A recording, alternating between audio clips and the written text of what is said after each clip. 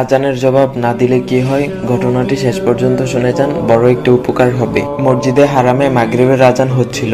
আমি তখন হারাম শরীফের ছাদে কোনো মতে দৌড়ে গেলাম অজু করতে, যাতে ভিড় থেকে বাঁচতে পারি। আমি অজু করছি, পাশে একজন নুরানি চেহারায় একজন আরবি সাহেব আজানের জবাব দিচ্ছিলেন। তখন আমার অজুও শেষ, এদিকে আজানও শেষ। আমি চলে আসছিলাম, এমন সময় ওই আরবি সাহেব আমাকে ডেকে বললেন, ইয়া ওলাদা, তুমি কি আরবি বুঝো? তখন আমি হাসূচক মাথা নাড়ালাম।